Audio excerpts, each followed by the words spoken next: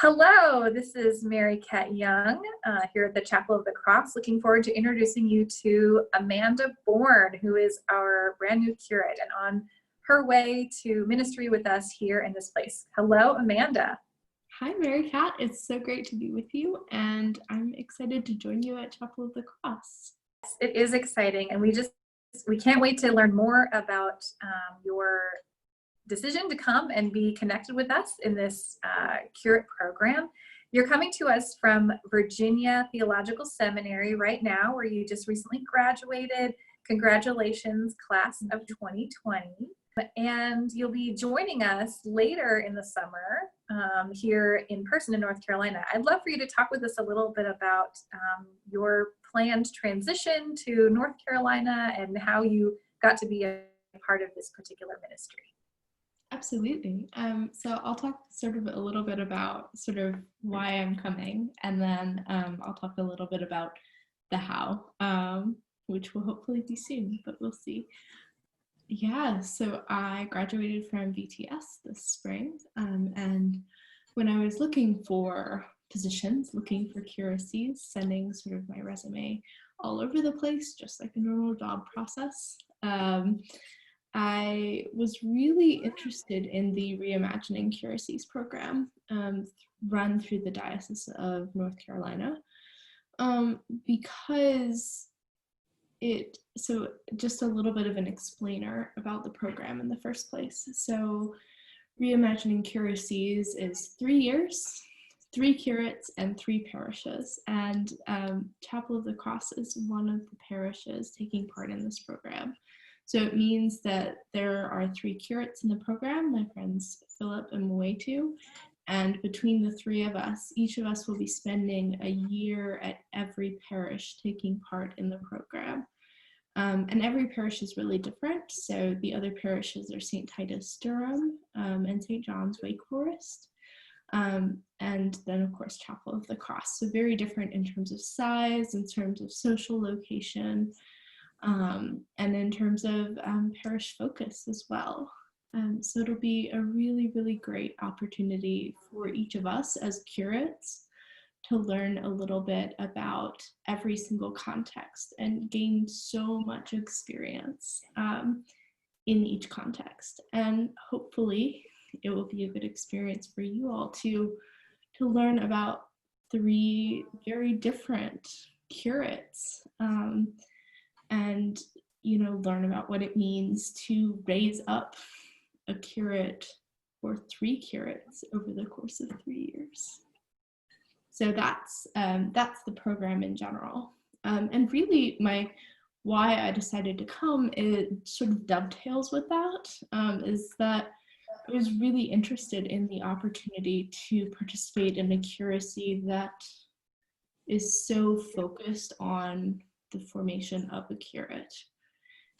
Just because I just spent 3 years in seminary, a couple of years at a parish, a couple of internships, it doesn't mean I necessarily know how to be a soon-to-be priest. I'm currently a deacon, but will soon be ordained to the priesthood. And I still have a lot to learn. And so I'm really excited by the amount of experience I hope, and the things I hope to learn during the program. So that's the why. So now the how is that I'm currently working remotely from Virginia. So you'll see me sort of dropping in on lots of Zoom meetings. You'll hear from me via email, but you won't see me in person or in recorded services from the church for at least a couple of weeks. As I continue the transition. I'm hoping to move down in August. So that's the timeline, God and pandemic willing. So that is the hope. That's great. And we look forward to welcoming you in person, both in the smaller groupings that we'll be able to do that, and as we as a community look forward to regathering in person, God and pandemic willing. So it's great to have that you have such a positive attitude about such a big transition at such a strange time. And you're so energetic and excited for the work and what you'll be learning. I'd love to hear from you a little bit about your passions and the things that you're excited, your gifts and desires that you want to bring to us, the things that give you the most expression of sort of your gift. So would you share with us some of your passions? Yeah, of course. And so I think a couple of the things I love the most. So I love preaching, and that I think is something I discovered even before seminary, when I had this really great summer internship that allowed me to preach for the first time. I sort of, did it, and I was like, well, am I going to feel incredibly nervous? And I did, but that's not the point. But in delivering those first sermons, I was like, actually, I really love this experience. I love the experience of sitting with scripture and figuring out what I'm being called to bring to the pulpit on a Sunday or a Wednesday or some other service. And so that sort of first love in ministry has really stayed with me. And I love the experience of preaching. I love preaching on texts that you'll hear me preach on the gospel quite a bit, but I love preaching on texts that are not the gospel. I love introducing folks who maybe just haven't spent a lot of time with, this weird Old Testament reading that has somehow ended up in the lectionary. I love approaching that as a question of, well, what are we going to learn from this? What are we going to take from this as we walk out of the church doors today or close our laptop in pandemic church? So I love preaching. I love formation. So that is another one of my, I think, sort of favorite things about doing ministry. I love being able to have discussions around particularly theology, around the Bible, and history. So those are, I think, sort of my loves, both personally as an academic, as well as someone in ministry. I love bringing the study of scripture, the study of theology, the study of history to a congregation. I love the experience of sitting with folks and asking those questions about, maybe this, what we're discussing is a question that you've never felt that you could ask out loud before. And what does it mean to actually be brave enough to speak it to someone else, to raise it in a group, and maybe sit with not having an answer or a particularly satisfactory answer. So I love that experience of sitting with people in those moments of formation. And then I think finally my other passion is around intentional community. So I love asking those questions of, well, what does it mean for us to be the church together? What does it mean for Chapel of the Cross to be such a big parish with so many sort of sub-communities? How are we all in community together? And so I think those set of questions and my experience of living in intentional community is something that I bring to the table. That's really great. So you just brought up two different insights. One is the fact that you lived in an intentional community, and I wonder if you could tell us a little bit about that, and then we'll circle back to, I have a question about the scripture for you. Yeah, absolutely.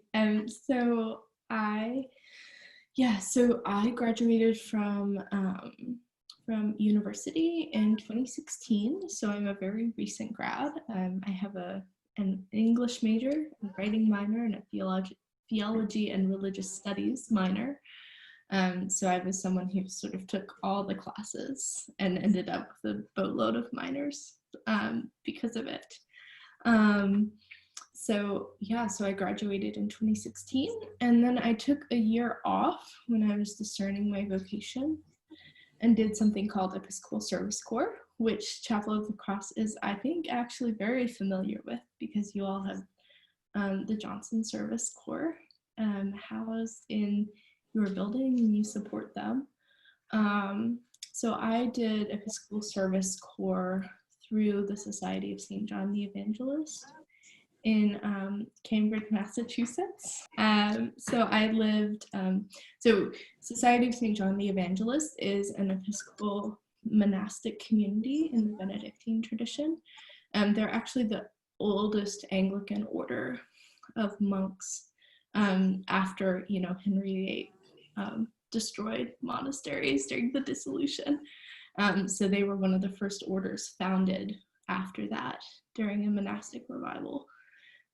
So they're in Cambridge, Mass, and I lived with that community for a year as a member of a community of interns. So going to church 5 times a day, working alongside the brothers. It was an incredible experience. So that's how I spent my year in between, my sort of gap year, as it were. And then I went to seminary in 2017. Well, it sounds like you had an incredibly rich experience living in community and steeped in scripture and steeped in the cycle of prayer that is our daily offices. This parish does have a deep love for scripture. In fact, a huge number of our community just finished doing the Bible in the year, a walkthrough from Genesis to Revolution with Father Noah. And so I think people will be really interested in hearing sort of your perspective and sitting with you with those questions, having spent a lot of time in their own reflection. I wonder if there's a particular passage of scripture or another part of our shared traditional prayer life together in our tradition that you'd like to share with us. Yeah. So I'll sort of talk briefly about a couple of sort of favorite parts of scripture for me. So I'm a big fan of Advent. Whenever Advent rolls around, I get really, really excited. And the reason for that is because I love Isaiah. And we read so much Isaiah during Advent that it always just sort of makes my heart happy. And I just love the balance in Isaiah, honestly, between calling out what is wrong and naming that, balanced with this incredible hope that there is more than this, that there's something good in this world that we need to work towards, and that good, as Christians, we receive that as Christ. And so I love the message that Isaiah, I think, gives to us and can still speak to us, because we're very much in a time where we have to say some things about our world are not right. Racism is wrong. You have to name that. And we can also say that we have a hope for the future. And I think Isaiah really models that. Thank you. That's so wonderful. On a lighter note, perhaps you could share with us some of your favorites, maybe some favorite kinds of music, some favorite kinds of food you're looking forward to enjoying as you move down south, or other things that that are kind of part of your personality. Could you share a little bit with us about some of your favorites? Sure. I'm really hard to pinpoint on music, so that's not a really, my Spotify playlists are literally a little bit of everything. So whenever I'm sort of playing it in the background, when I have a friend over, they're sort of like, did we just switch from like really bad pop music to like classical sonata, like on the same playlist? So I'm really hard to pin down, but I've liked pretty much everything, if I'm being honest. So in terms of favorite food, so I am the daughter of a farmer and a chef. So I grew up around food. Food is like a really big part of who I am in some ways. So I love both gardening. So I love the process of growing food, as well as cooking food and making food. So I am a really big baker. My friends all know my sort of expertise is pie. So if you follow me on Instagram, I you'll probably see lots and lots of Instagram photos of pie and all the challenge of doing really pretty pie crusts. That's one of my favorite sort of pastimes. Yeah, so baking, way too much baking. But I also like experiencing and I also like experimenting with cooking new kinds of cuisine. So I've been experimenting a little bit with Thai recently, and that's been really fun. So always learning new things in the kitchen. That's great. It sounds like we've uncovered another passion of yours, a love of food. And believe me, you are going to be surrounded by lots of people who love food, and I love your sort of eclectic musical interests. This is a good time, I think, to be exposing ourselves to sort of music across different cultures and from different communities, but also to be able to be well-versed in sharing that with others. So that's just some added diversity that can come from your own thinking and reflecting as we engage with you through worship and scripture and small groups over the next year. Amanda, it is going to be a joy to welcome you in person, but I hope that you are excited to be with us in virtually here for a little while. And I know that folks are going to enjoy hearing your voice and getting to know you and sharing the many gifts of this parish as well that you'll be taking with you on your incredible journey of ministry that is ahead of you through the next 3 years and beyond. So thank you for joining me today and sharing some of yourself with the Chapel of the Cross. And thank you for welcoming me to the Chapel of the Cross. I'm so excited to spend the next year with you all. We'll see you soon.